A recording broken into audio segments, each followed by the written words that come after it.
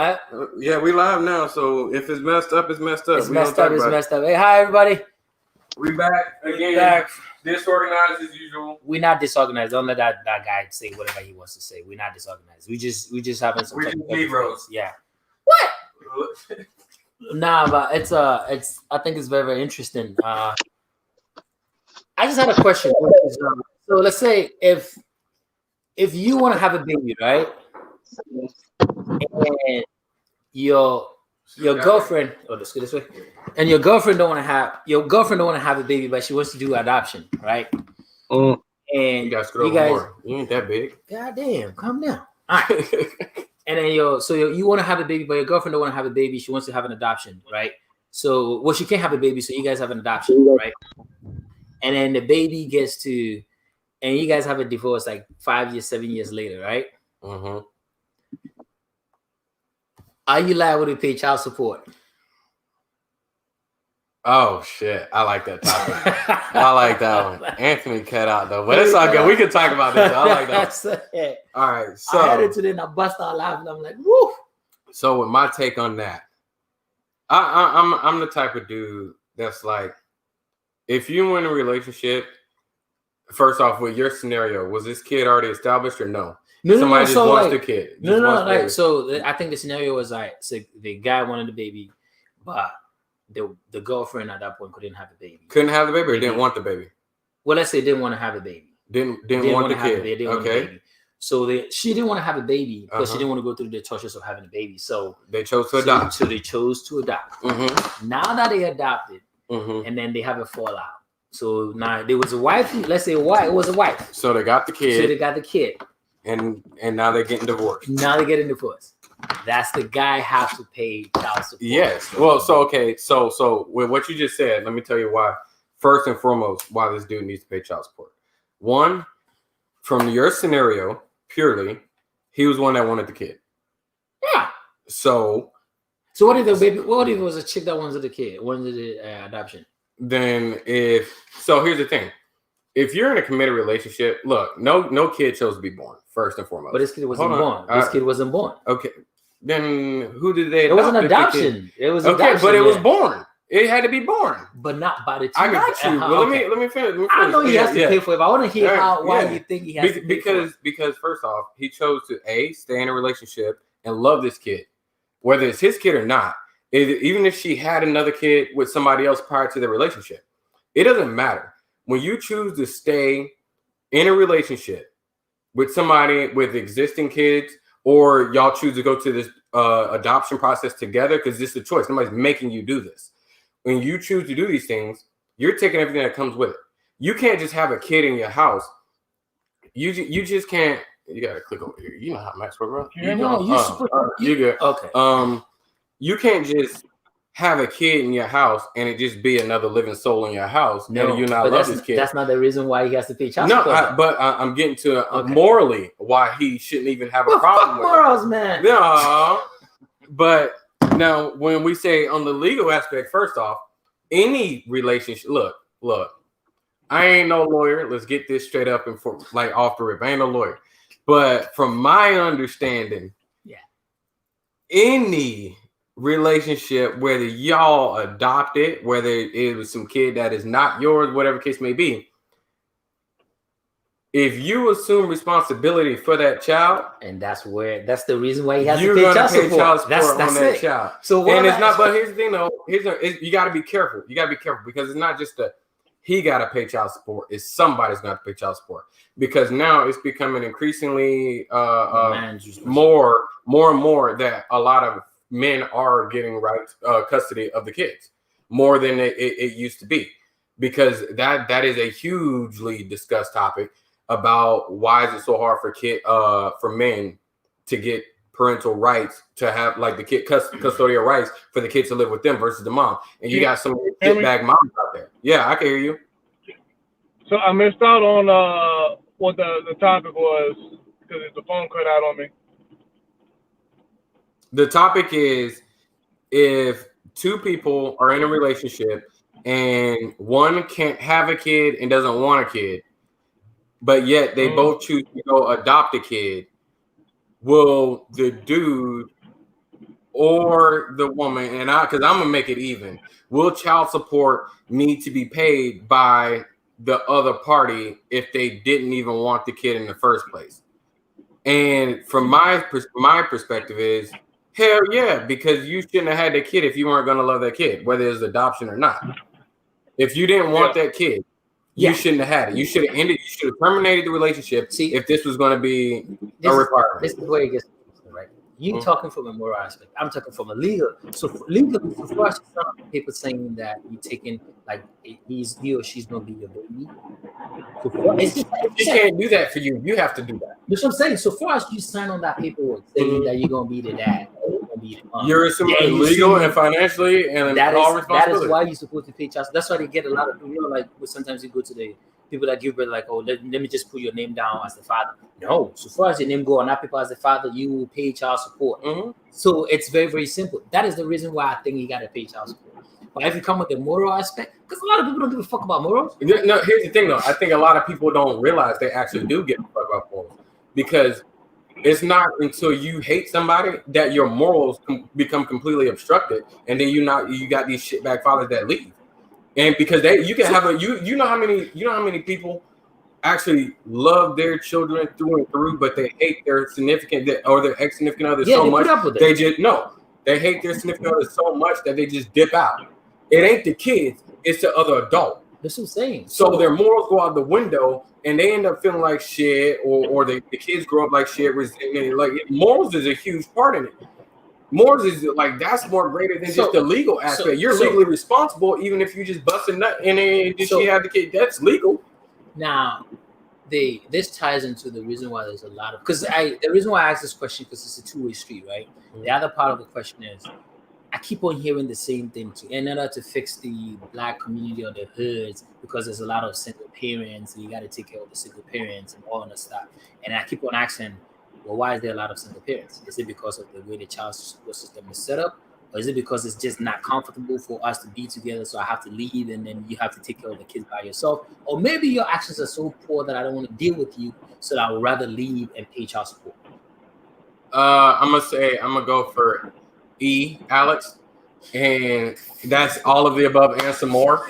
because look, you not wanting to be with somebody. Okay, first off, you got entrapment. So I don't want to speak on you. No. This is general. I know a couple people that were entrapped into having a kid. And because of that entrapment, well, how many kids? Is it the first one, the second, or the third, or we can say because we'll say none of them are playing. None of them don't have to be playing. But we'll say if one person has an idea, is not playing. But the second one too, the third one. But what I'm saying is, if two people have a kid and they say, and one says, "Hey, this is the only kid that I want to have. Like I don't want to have another one, or at least wait a long time," and the other person is on that clock, and they're like, "Oh no, I want to have another child by X, Y, and Z," or "I just want to have another child, even though you don't want another child." Period. That other person that wants that child, whether it's by a date deadline or they just want another child in general, entrapment is a thing. Oh, yeah. Where they for certain cases, if you love me, we don't need to use condoms. If you I'm on birth control. And then you find out after she's pregnant that her birth control container is completely stocked. Like so you got, and just to be fair, you got maybe the girl don't want a kid, and he's maybe he's poking holes in it, or maybe he's slipping it, like whatever the case may be. But the thing is, I pulled out, knowing he damn well he did, like whatever the case. So entrapment is a real solid thing, and that alone, it doesn't exempt you from having to pay child support on that one kid or both kids at the end of it because you didn't want it on either party. You're still subject to it because you are that child's father. It's a two-way street. Yeah, I get that. On the adoption process, it's the same thing. If one didn't want the fucking kid and one was making it a requirement that this kid was required, they should have terminated the relationship. That's what I was about to say. So, let's say, if you want something and your other partner doesn't want it, right? Mm-hmm. And he forces you to get it. There ain't no force in that matter of adoption. There ain't no force. You're gonna sit here and tell me I am that you just talked about entrapment. You cannot entrap with an adoption. There's no entrapment with adoption. Wait. So you want to tell me that somebody cannot manipulate you to adopt a baby? Manipulate you how? How can you manipulate somebody to adopt you just okay. All right. Spreading their legs or busting a nut is completely different than signing the legal document accepting rights of another life. So back to the same topic of just the initial conversation, right? Mm-hmm. Let's say your wife wants a baby. Okay. Right? Okay. She wants, you don't. Okay. Or let's say she cannot have it. You won't have the baby. Mm-hmm. Does she have to agree for the adoption or not? That's how communication works. She has to agree. So what if she doesn't? Babe, I want to adopt a child. No. What are your views on this? She says no. Then, babe, can we at least discuss this? No. You know, and at that point, you get a point I'm trying to make, right? At that point, if this isn't even a conversation that I could have with this individual, babe, you don't want this child. This is a requirement for me in my life. I have to have this. But we need to discuss our relationship at this point. You guys are together. You guys, it's a two-way street. Yes. So that's how two-way streets work. Is what's that word? What's that word I don't like to do, Anthony, when it comes to relationships? Compromise. So well, you can't use that as a cop out. So if you're both in it together to want to adopt a child, you can't later on, just because your relationship doesn't work, or since we're breaking up, I no longer have any type of a dealing or relationship with this kid because so I'm thinking, do you think this happens or it doesn't? Huh? Do you think it happens or it doesn't? Yeah, I'm sure it happens. As far as adoption? No, like the issue, the issue, yes. Adoption, I won't say not so much. You have to have something heavily over somebody to manipulate them to the point of them signing a piece of paper to accept another human life if they don't want that human life. People sign their houses their way because of pussy. So what do you think? Then they can't be mad when they subject to child support. It's just like this funny prenup conversation that's over here in America. It's the same shit. No. Prenup is completely different. Some people have a hard time realizing that a person might be using them for their own agenda or benefit. That's the thing, though. That's what I said. If the guy wants it and she doesn't want, or she wants it, it's just like if you, the guy, don't want to have kids and your wife wants to have a kid, you be having a kid. You know how that works. No, they're gonna. Come on, man. Do you just use the time to fuck and all that stuff, right? Yes. You just said they can put close into this stuff. So do you think that you always make the decision on how to make the kids? What I'm saying is if you were so hell bent on not having a kid, and this kind of because one thing that I'm just throwing it out there that was not brought up is if the conversation had never happened and she's planning a kid and he has no idea, that's completely different. But if they are both on a communicative state and he knows that this is what she wants or she knows that this is what he wants, at that point of the level of seriousness, if he really don't want this kid, I'm sorry to say he's going to take every precaution measure to not have this kid, other than him being a male and just said, oh, well, I trust her enough to not do this. Or she says, I trust him enough to not stoop to these levels. But the fact is that if two people, like in my situation, my son, accident, my daughter, for me, accident, my ex, my daughter. I found that out years after the fact. The fact of the matter is, though, is if I was so hell-bent on, like, after my son, we had the conversation. I said, I don't want another child, or at least no time soon. I didn't know that she had those pre-existing conversations with her family about she wants another child, she wants a child X amount of, she wants them to be 2 years apart. Like, she had this whole plan. I didn't know that shit. But the fact of the matter is, though, is if I was so hell-bent on, me personally, as a man accepting responsibility, if I wasn't so hell-bent on not wanting to have another child or not having another child within X amount of time before it was discussed, it's on me to say, no, we're not fucking. Or it's on me to say, we need to end this relationship. These are choices that you have as individuals, as adults. You can't. So manipulation, we can say this, when it came to my situation, I don't want another child right now, blah, blah, blah. We're going to start using protection, birth control, she was on birth control, we'll use a condom. And then it got to a point where she, oh, well, you know, if you love me being fucking 18, 19, the fuck do I know? Well, I know a lot, but obviously not, I know more. But if you love me, then why would we need condoms every night? If we don't have one, you should just trust me enough to know that I'm on my birth control, like all this other shit. Next thing you know, she ends up pregnant. And I want to say maybe 3 months after, however long before you can get your initial ultrasound. That almost that evening or the next evening, that was when I found her birth control with not one single birth control pill out of it. So manipulation is a thing, yes.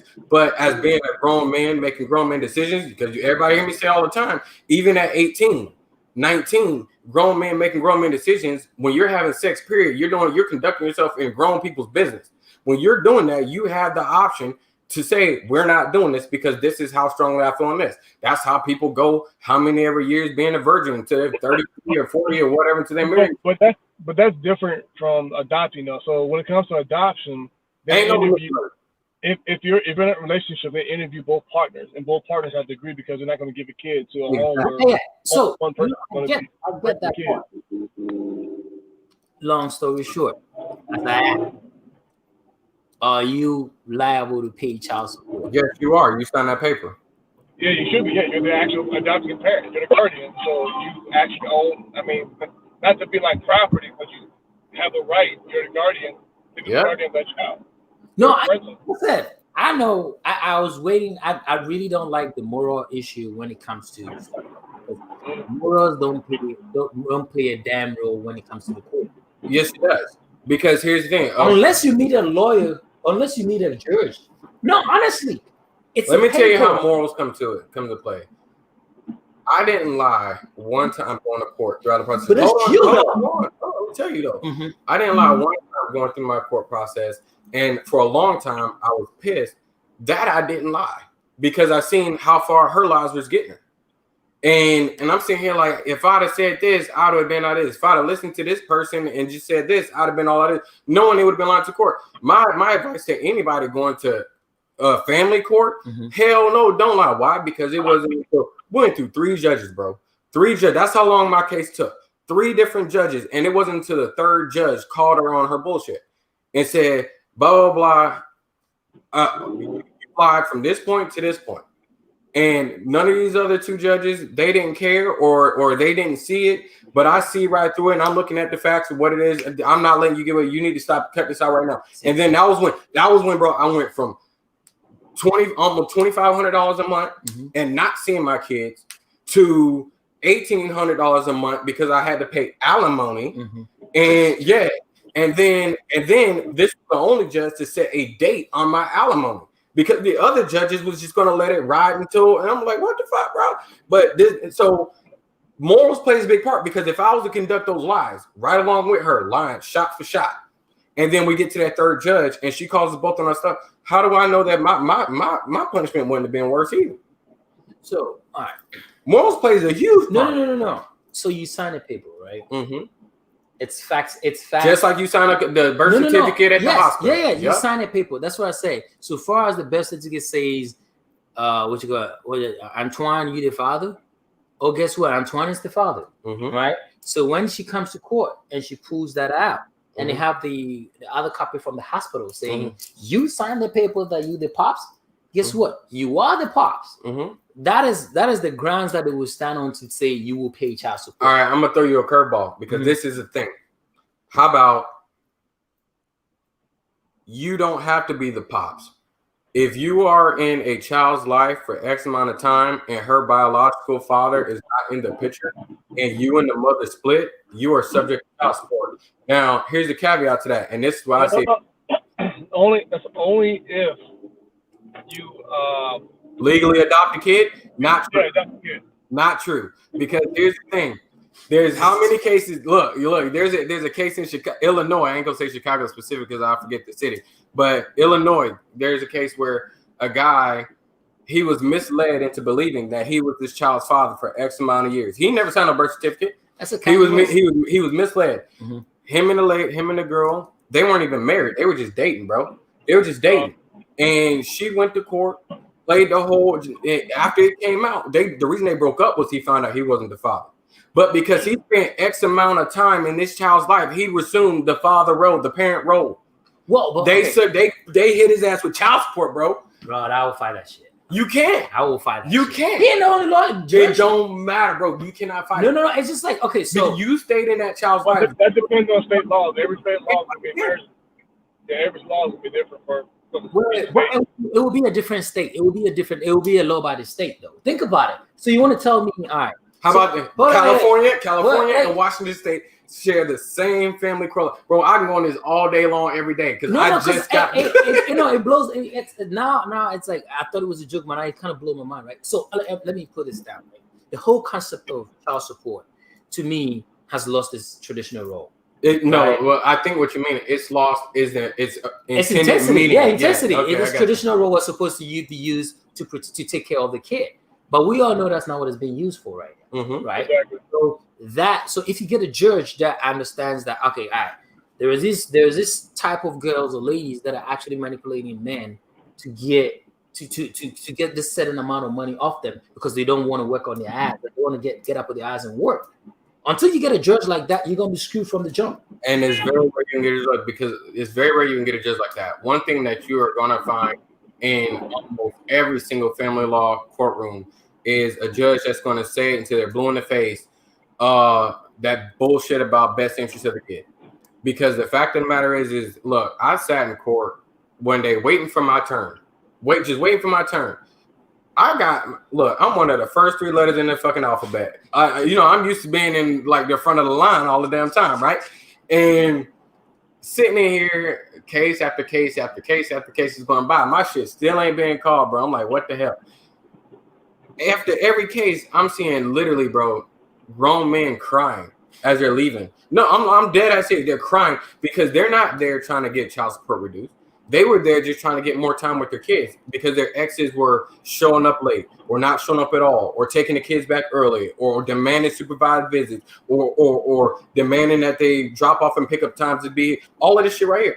And these dudes are in here, not every single one, I take that back, but a lot of them. A lot of them were in there. They were literally just, I just need a couple more. Your Honor, can you make her show up on time? Can you just do the most basic, nothing about money? And the judge turned around after it went, nope. Boom, nope, boom, nope, boom. I go up there, right? And we talking about we got a lot more to discuss than just custody and time and stuff like that, right? But this dude over and over and over again. The best interest of the kids, this visitation needs to be revisited because he kept disputing everything that the custody agreement that she handed out, completely unreasonable. So when they give it to you, you come up with what you think is reasonable and you submit it back and y'all kind of like review each other's shit. Okay. I'm sitting here like, and he's looking at mine. This is best interest of the kids. They need to go to therapy here and do all this and blah blah blah blah. And I'm like, all right, like you the judge, you got this. Best interest of the kids. You need to like over and over and over. Best interest of the kids. Best interest of the kids. And I said, well, okay, well, time the hell out. Everybody, time out. How is damn $2,500 a month in the best interest of the kids, and I don't even get to see my kids, and they asking to see me? But you're okay. You're just worried about this money because every time she comes in here, she's talking about money. But you're talking about best interest of the kids, and I'm talking about seeing my fucking kids. I went a year plus without seeing my kids. And all I was arguing for was to get my kids sent to Virginia, and we go halfers on a fucking plane ticket. These courts don't give a fuck about the best interest of the kids, nor the parents. They worried about how much your support gonna be, and they worried about how long this other person is trying to keep the case open. Because you're gonna pay this person's legal fees. Are you paying for this person's car?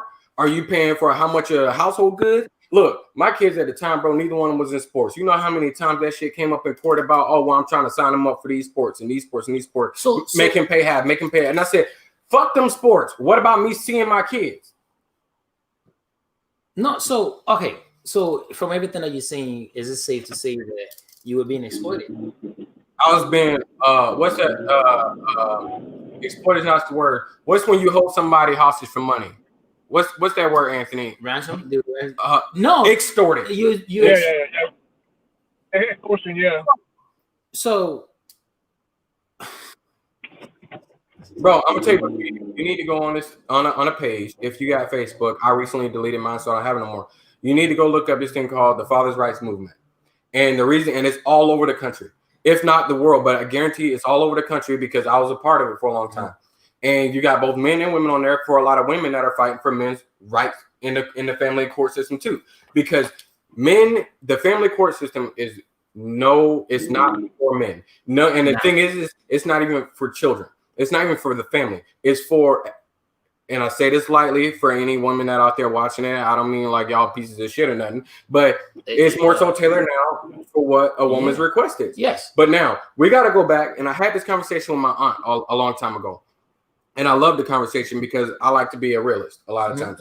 The reason the laws have gotten as bad as they are is because of men running out of households. It's because of all those single moms back in the 60s and 70s because the man go out to go get a carton of milk or get a pack of smokes and don't fucking come back. And because these women are out there having to figure out how to get childcare and go to work. Were they not? So is it safe to say that they were actually not coming back because of certain things that would happen in the house? It don't matter what about the house. We're talking about the law. Okay. We're talking about the law. So we're talking about why the law was built around child support. Well, so if the law was just because 6,000 years ago I could slap a woman and call her a bitch and anything does not mean I can still do it now because things are subject to change. You're right, and things are changing because what I've noticed at the tail end of my case, I had, again, like I told you, I had 3 judges, right? My first 2 judges were men. Let me tell you, the buck stopped when we got a female judge because she called my ex out. A female judge wrote, like, look, I almost got held in contempt of court because I pretty much, I told him some stuff that was out of line because I was fed up with it. It was because it was before I got my lawyer. And I didn't speak legal jargon. They were capitalizing off the case because I didn't speak the legal language. My ex, we had an agreement that we weren't going to go into court with lawyers. Our first fucking case, she showed up with a lawyer. When the judge turned around, me still trying to be Mr. Nice Guy, never missed a payment or nothing, and not only not missed payment, but me still trying to work with her civilly outside of court. We had an agreement prior to us even going to court in California that we weren't going to handle our separation, our divorce through the courts at all. We had a signed piece of paper, started in Virginia for this shit. Walked into court, judge turned around, he's acting like for like all of 10 minutes, like he on my side. And not on my side, but just gonna be the neutral party. Yeah. And he turned around, he says, have y'all started any cases anywhere else or decided y'all have any documentation showing y'all was gonna handle y'all separation and divorce outside of court? And he asked her first, because apparently I gotta shut the fuck up. And she turned around and says, no. I look at her quick like that, like what the hell? Like the fuck? I have the packet with me. I got the packet upstairs in this house right now. And I'm sitting here still though, like, you know, we just talked last night on the phone about we're gonna come in here, we're gonna whatever he says, we're gonna make our own arrangements, we're gonna be civil and all that shit, right? I turn around, he said, have y'all started anything outside of handling? I said, no, we decided we're gonna discuss things and come up with a plan amongst each other, what, and this is what we're gonna do. So I need to tell him that we didn't have paperwork started outside of court, nor that we did, just that we were going to discuss things because that was our agreement. Bro, you talking about right after I got done talking, he didn't even let me finish talking. But right after I got done talking, he turned and said, so since there's nothing on record, before, just to get it out of the way, I'm going to impose X amount of money in child support. Boom. X amount of money in spousal support. Boom. Mr. Kemp, you need to let her keep the car. Boom. Mrs. Kemp, you're responsible for the car and the payments. But Mr. Kemp, make sure you don't take her off for nothing insurance and blah, blah, blah, blah. Boom. Like, he just like, boom, boom, boom, like straight up. Like, and I'm seeing her like, yo. So then we leaving the court. We're leaving the courtroom. I'm getting on the damn elevator. Her lawyer come up and was like, Mr. Kemp, yeah, so you seen that child support and alimony starts immediately because it was on the 15th. It's first and the 15th. Today's the 15th. So you need to pay her so she can pay me. Bro, like you talking about, like, you know, like I almost didn't make it out of court. Because the system ain't built on, look, you got people that are trained to talk to you in simple shit until they have the advantage and they see that you're not going to go to court or they see that you don't want to go to court or you actually are going to be the more civil person. Go ahead, Anthony. No, some of this dude, I'm driving right now, dude's a fucking idiot. But yeah, so, because even you can have 2 irrational people. One is still going to be more rational than the other person. Right. And the one person that's more rational than the other person will be the one exploited every time. Because that's the one that's just trying to do the right thing. So you got to play the system to win this in the system. Exactly. And that's where the system is broken and some. because like I said, it ain't about and it ain't about the father's rights. It ain't about, like I said, literally grown men, bro. I'm talking everything from the cholos tatted from their eyebrows back to the most clean cut suit and tie in there, paying significantly more child support than I'm paying. Just want more time with their kid. And the judges some not know because you got this prior offense. Because you get my ex when they're talking about someone, oh, she wanted a restraining order against me at one point. And it wasn't into that. That was the only thing that one of the male judges ever said was why. And then he also said, Michigan, why can't the kids go fly and see and go see their dad? Oh, well, I don't want them on a plane by themselves. Now, if you know anything about the airlines, you pay $100 and the stewardess watching the kid. But not only that, my kids have been back and forth on planes many times with the stewardess watching them. But now she's in there playing, I don't want the kids flying without a parent, so he needs to come and get them and what. And then I can't afford for him to go see, to pay half of the money. So I said, wow, like all of this. And you put up there. I'm like, said like, wow, so like this is an actual thing now. This is what we're doing. And she's sitting here playing this card. The judge literally said, bro, like, I know I can't touch X amount of dollars because he legally couldn't touch X amount of dollars, my pay. And Sherman said, but I can do this. And this is what the children need to, this is what she needs to be able to take care of the kids, to put a roof over their head, to put food on their plate, bro. And it was more than what I was making a month. And then I turned around and said, what about my car payment? What about my rent? What about this? He said, well, it looks like, sir, you need to figure it out. You don't have the kids. This is why I say it's broke. No, I know it's broken. Like, okay, so first time here, right? In the Bronx. I used to this Puerto Rican girl, she was living down, I think it was second floor and we were on the third floor. And she didn't work. She didn't work. She just stayed home. She drove. That's when the Charger was out. No, is it a Charger? Yeah, I think it was a Charger. That's when the Charger came out fresh. She had 2 kids, one in a stroller and then one a little bit older every time. And she just she was cute as hell, right? So we became friends. I was like, hey, do you work? And again, during that time I used to go, hey, how you doing? Like, you know, it was really good. Like it was she's like, oh, hi, how you doing? Like, you know, we became friends. And I was I always see you. I'm waiting for my documentation. So I'm waiting for my documentation. So I know for a fact that I can't work. But you with American, like you've been here for a while, you got kids. So I was asking her, how do you take care of the kids? She's like, well, I get money from their daddies. I'm like, oh, their daddies? She's like, yeah, I get money from both of their daddies. So I go, why? And this is I want you to pay attention to what I'm going to say. She goes, because they are the daddies. Because they need to help me take care of the kids. I'm like, all right, but you can work. She's like, no, I got to take care of the kids. I was like, what about your kids? She goes, yeah, that's why I need to take care of them. I'm like, yeah, but you it's a two-way street. It's supposed to be maybe he's working and you taking care of the kids, but he's like, no, there's 2 of them. I get a minimum. So she was making 30, if I'm right, she was making 67, 6,700, right? And I go, why? She's like, because I need to take care of the kids. I go, but they're your kids. She's like, that's why I need to take care of them. I'm like, well, you can work. She goes, no, I need to take care of the kids. And I go, well, you can work.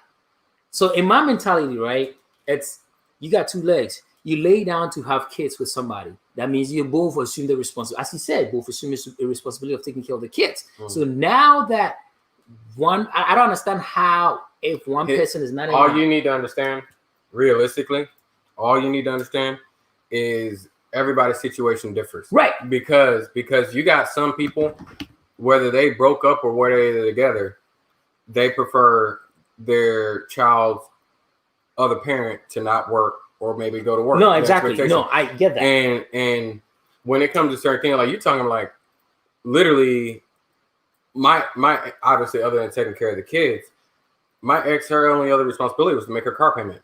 She didn't even do that.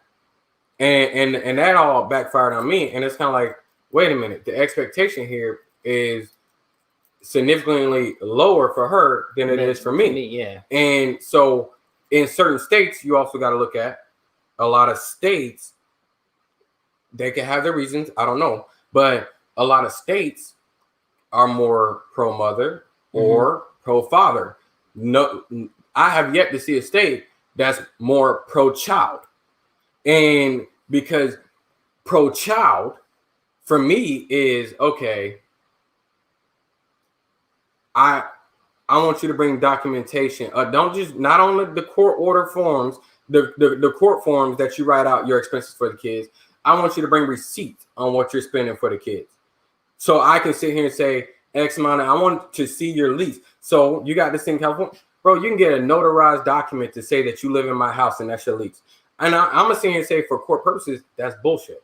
Because the fact of the matter is I can sit here and go to court and say that I pay $7,000 in rent to play victim in court against somebody, and they say, "Well, let me see your lease," and you my buddy, and you just notarize some shit. We go to a notary and say that I pay this, and I go submit it in court. Now I'm getting rained on with money on the other end because, and I call BS on crap like that because you talking. I was almost held in contempt of court for removing her off of the car insurance that I didn't remove her off of. They were going to hold me in contempt of court. Her lawyer subpoenaed the insurance agency. Because they subpoenaed it, my lawyer got a copy. He heard it and he was like, "No, you didn't remove her. She fell off. Like they removed her." And per their policy rules, right? They removed her. Her lawyer couldn't whatever software, he couldn't listen to it. So he kept trying to get to my lawyer. My lawyer was like, "No, this is my client, not you and not your client. This is my client. You subpoenaed it, you wanted it, you accused him of this. Went in the court and my lawyer told the judge, my client didn't remove him. Your Honor, I'll let you listen to it if you want to go in your chambers, but he subpoenaed it, he wanted this, but I'm assuring you my client didn't do this." So mind you, I almost got held in contempt for moving her off of car insurance. But to this day, she hasn't been held in contempt, nor has it hit her credit, nor has any penalty has ever been applied to her in regards to not paying that daggone car note that she was responsible for. So she's just riding the waves. Yeah. So that now I'm gonna say for the record, for everybody, we're amicable now. We're at a decent place now. But I'm just giving examples off of my personal experience within the family law system and the cruelties and misuse of it. Because the fact of the matter is the law. Look. A man can lie to another man, and a man will more likely see through it. A woman lied to a man, he's going to have some sort of compassion, unless it's just some unrealistic ass lie. That's true. When a woman lies to a woman, she's going to be able to see more through it. When if a man lies to a woman, she's still going to likely be able to see through the bullshit. Men aren't good fucking liars. That's true. And I don't care how good of a liar you think you are as a man. There's some people out there that's gonna see straight through your bullshit. And the court, when it comes to the court system, putting shit on there like, does he have a domestic violence record against you, or a domestic violence record? The fact of the matter is no. But what was said in the court, he just blocked the screen. Yeah. The fact of the matter is no, I don't. But when you walk into court and you say, "Oh yeah, look, emotional abuse and verbal abuse are the two hardest abuses to prove in court, straight up. Yeah. Because neither one of them leave ligature marks. And so when you say that in court, you're hoping that whoever's listening to you is taking your word off of it. And all it takes is a woman with tears. It don't matter if they fake tears or real tears. All it takes is a woman with tears to say that shit. And whether she's in front of her family or whether she's in front of the judge, they're going to believe the shit. Oh, yeah. Especially when you have a male of our skin tone walk in there, let alone of a lighter complexion of us, Hispanic, but even trickles over to white men too. A man being a man will most times in family court get you thrown on the bus 10 times over. Bro, I've seen in that courtroom women that you could tell are currently using, still manipulating the system against the fathers that are just crying for more time with their motherfucking children, bro. It gets me like, but here's the thing though. One thing we always know this. I will forever remember something bad about you before I remember something good. Yeah. So with that being said, in the court system, All it takes is for one bad apple to be sitting in there, one shitbag ass dad in there that's late on the child support, refuse to pay his child support, whatever the case may be. And I don't call the ones that are late shitbags because a lot of them are just fault. They fell behind for a reason. But you got a lot of shitbag people. Every now and then, maybe one or two that got to show up in the same courtroom as you. And he said one wrong thing to piss off that judge. And that attitude from that judge is going to last throughout the whole rest of the day. But don't you think that's like, see, this is where it gets interesting, right? As a judge, or you being in that position, right? Your decision changes the trajectory of somebody's life, right? So I was, to me, and this is just, again, this is George talking. If you put in that position, you have to know that every situation is different. No matter how much Marcus, your case, you said something that pissed me off. That means instead of me giving you $1,000 fine, I said it's $4,000 fine. It stops as soon as I hit the scene. Your case is done. Next case. Look, I don't care how much vetting you do. I don't care how much vetting in the political form which is the same thing in family law. That's still politics too. But I don't care how much vetting you do to an individual. You are damn near remiss if you're ever going to believe, and that's probably the wrong word, but you're bullshitting yourself if you think somebody can't pull over on you that they're sexist or they're mad. Like, look, I can sit here and go on camera about my experiences with my own father, and then let me go be a judge, and now I'm taking my daddy issues on other dads that I see that are potentially playing that because I got a soft spot for women because my mom was a single mom, or let me go through what I've been through as a father, and let me just so happen to be a judge, and now I got a thing against women because I've seen women manipulate the system. So, because they're not, I don't care how much people want you to believe, they're not sitting there reading line by line of your whole case. No. They got how many people doing it? No. So, case by case, I'm a believer. I'm not saying this is factual. I'm a believer when you sitting in front of when you sitting at their desk in front of them and they're laying eyes on you.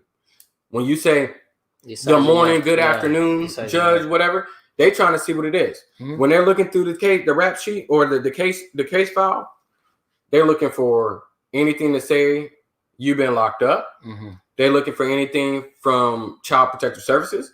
They're looking for anything negative on your part, not hers, your part. So right as you walk in, you were the victim. No. Right as you walk in, you're the problem. I'm a problem. Yeah. Yes. As soon as you walk in, you're the problem. So it's my job. Here's the person, and here's when I say that because I say it loosely. The person who's the problem when they walk in is the person that did not file the paperwork in court first. Because here's the thing. Here's what it's looked like, and I had to find this out the hard way. When me and my ex were getting ready to start our whole little divorce proceedings, the only good advice my dad gave me was, son, you need to go file first. I don't care what she says about y'all resolving y'all divorce outside of court. I don't care what she says about whatever custody agreement y'all go have. I don't care what she says. Don't believe it. You need to go file first. And I said, Pops, don't, because my dad, again, not a lot of good shit. Pops, I got this. You know, I'm going to try to do this the right way. I'm going to try to be a man about it. I'm going to try to let my morals guide me in the right direction, the whole nine. All of this. The one thing that I learned was the hard way was when we went into court, I didn't file first. So when she got that initial court packet, she put in there how much she wanted for support. She put in there how much she spent, BS, how much she wanted for support, BS, that she needed it. She put in there the activities about the kids. She put in there about. But she didn't have. Okay, no, she claimed she was a stay-at-home mom. All kinds of all of this. And I could have debunked all of that if I'd have filed first. Because if I'd have filed first, I'd have put in there, because you have to put in your financial records. You have to include all of this, because the person that when you file your records and you serve the other person, they have to send their financial records and shit like that to the court too. And so if I was to put in there what I make, if I was to put in there what I make, put in there the custody agreement that I suggest, put in there my employment, put in there her employment, put in there how much insurance is, put in there all of this shit. It would have debunked all of that. Her saying that she didn't have health insurance, and her saying that she had to pay this, and her saying that I was trying to take the car from her. All of this shit. Bro, she wrote a letter to the motherfucking court demanding the state of California to make my job move me back to California. So she gets more? No, to repair our marriage or some shit. And I'm saying, so I'm reading it, bro. I'm laughing. My lawyer sent it, like he gave me the cover. Bro, I'm laughing because I'm like, does she not know? For those that don't know, I work for the federal government. I ain't gonna tell y'all. But the thing is, I'm like, you don't demand the federal government to send an employee of any nature anywhere in accounts to you being upset and what you think that person should have to do. This is how batshit crazy people is. I ain't saying female, just people. They really believe this shit. No, but like, here's the crazy thing about it, right? So obviously, like my first conversation with this lady, and then I went and started watching this TV shows because when you waiting on, if you're waiting for your paperwork, all you gotta watch is TV. So you get to watch Family Court and you see all the shit. I'm like, yo, but how the fuck are these people getting away with this shit? Like literally, that's the first thing that comes to my mind, right? Like I'm a regular Joe Blow. I just got in America like what, a month and a half ago, and I can actually debunk everything. I can actually debunk everything that you're talking about. Like so if you tell like, how do you get away? I guess the question is, how do you get away with this shit? And the answer the part of the answer is because maybe the judge or the court system does not have enough time to actually dig into this shit very well. No, I'm gonna stop you there. It's not that. I think the first line of defense is the mediator, because before you see a judge, you see a mediator. So mediator is a mediator is a person that when you're about to go through custodial stuff, you sit there and you talk about a good custodial schedule. You talk about therapy with the kids. You talk about if you and your relationship have potential to make it work. If y'all go to therapy, you talk about everything except for finances. So everything except for finances with the mediator. So don't go straight to court. You go through. You file with the clerk, and then you get a case number. After you get a case number, when it gets moved up and gets scheduled for a hearing, a docket, or whatever you want to call it, before you go to that court session, you go see a mediator at a certain time. You get a letter in the mail. Like, well, I wasn't in the state at the time, so you get a letter in the mail that's telling you what time your mediation appointment is. If you're not in the state, then you can request a visual, teleconference type deal, or whatever. But you got to do that significantly within time before court. You can't just do some last minute shit. Okay. But before you go to see the judge, you go sit down with a mediator. Again, you talk about everything except for finances. Everything except finance. Now, the first mediator I went into, they tried to tell me that you only talk about shit that got to do with the kids. But I found out that that's not true. But the fact is always, that should be the first line of defense with the courts, because the mediator is meeting every single party individually. This isn't like the courtroom where you got 42 couples or ex-couples sitting in there waiting for their case number to be called, to sit in front of the judge for 10 minutes to get dismissed or to get moved on to another day. The mediator is, you get a time, you're in with this mediator. If your ex or your ex, if y'all can't be in the same room with the mediator has the power to push your case to another day. Okay. Because if y'all are hostile, the mediator can know because if y'all come to an agreement with the mediator and say, all right, I want to see my kids X amount of days of the week or these days of the week, and this person says, okay, cool with it, and y'all squash all the little ins and outs with that, the mediator writes all that shit down. The mediator submits this, like builds up a little packet, will give you a copy of it if you request a copy, but the mediator sends it upstairs to the judge, to where by the time you get upstairs and by the time you sit in front of the judge has what y'all both agreed on, because y'all both sign it in front of the mediator. Okay, so he ain't got no. Oh, okay, I see what he's saying. So if there's two avenues here. Outside of court, you and your ex or whoever the fuck, y'all can come up with a formal agreement. Y'all can both sign off on it, get it notarized, both give each other copies, and y'all can go to court and the court has to acknowledge it.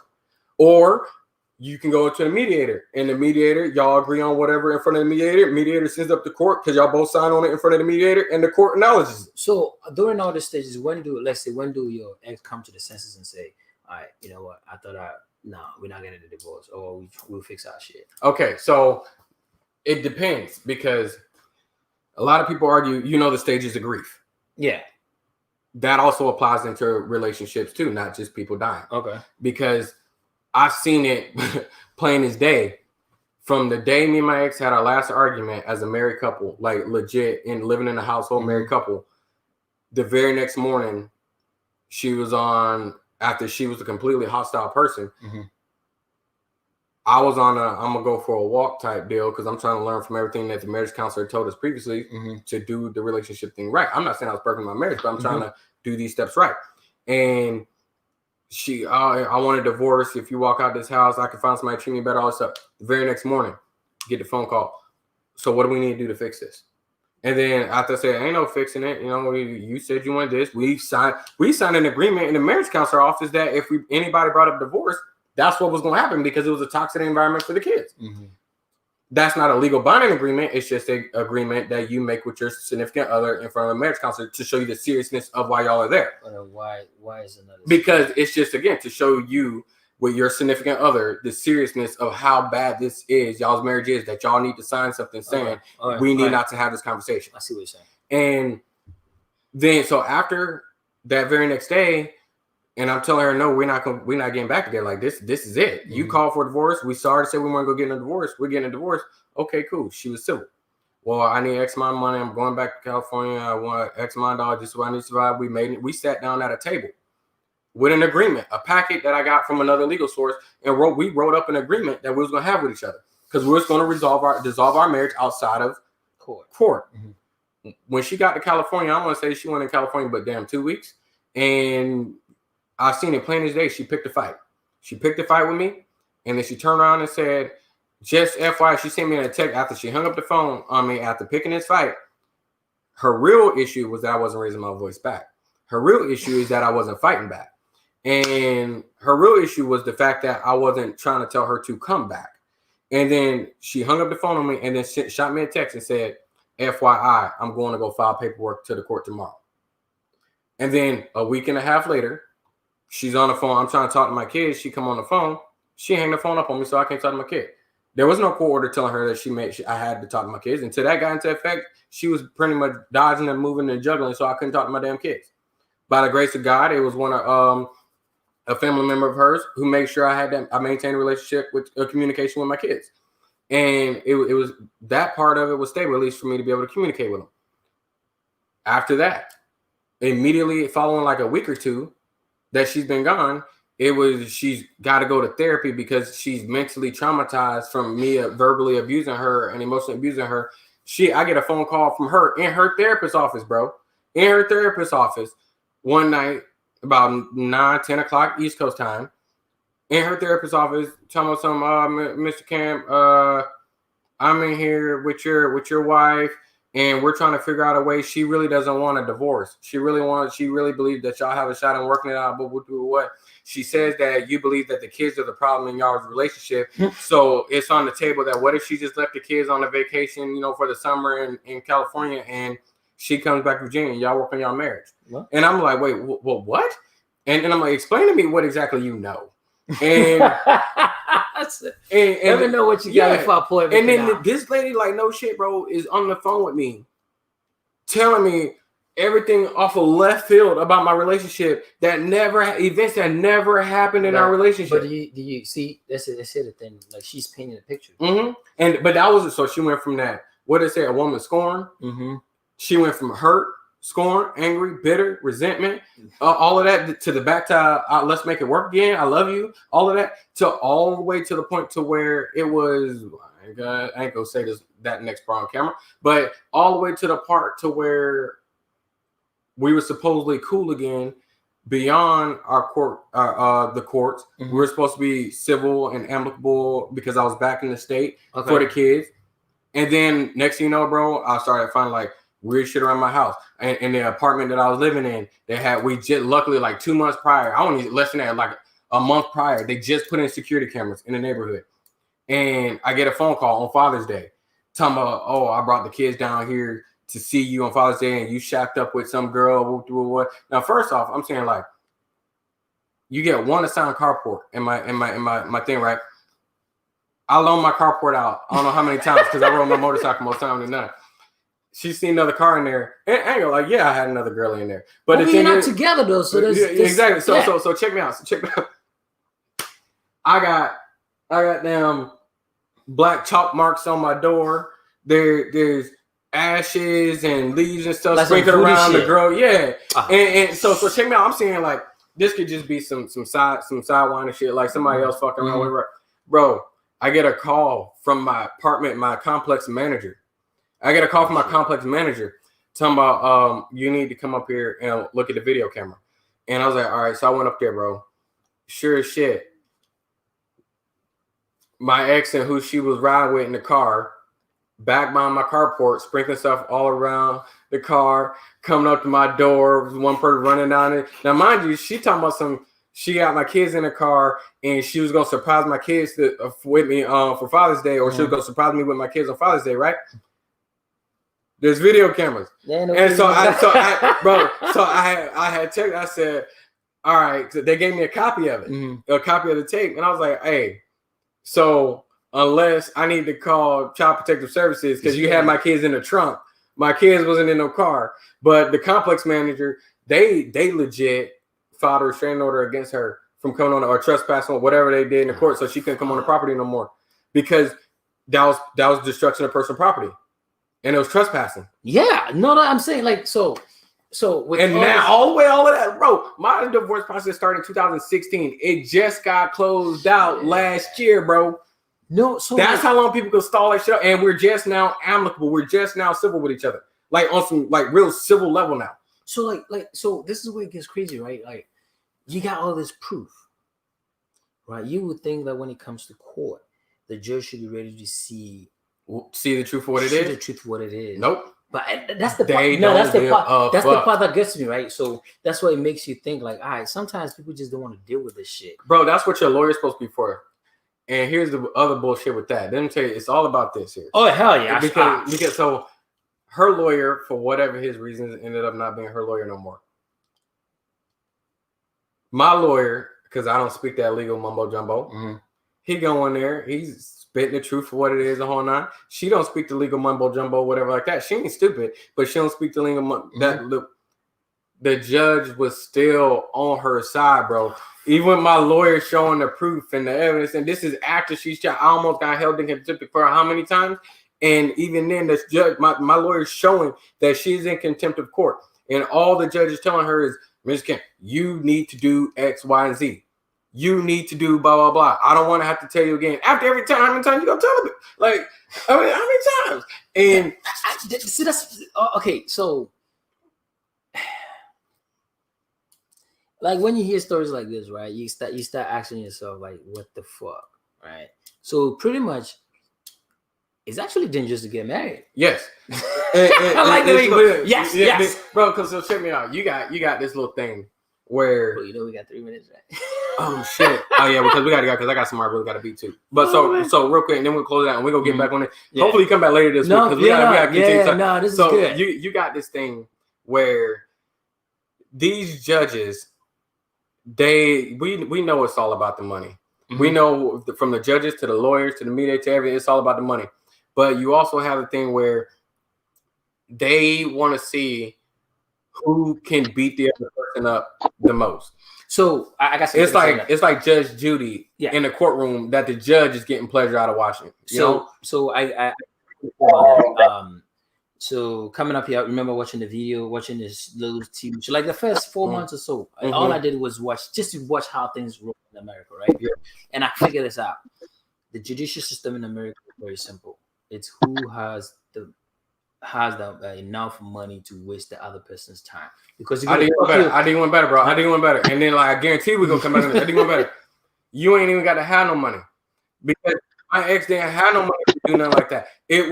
She was playing victim. She tried to get me to have to pay for all this stuff. That's what I'm saying. So if it's like in the corporate world, right? Like the more like if I know you don't have a small business, I'm a big business. I know you don't have money for legal fees. You need the best lawyers because I'm coming with a big lawyer. So you have to get another lawyer, the best lawyer in town to face me.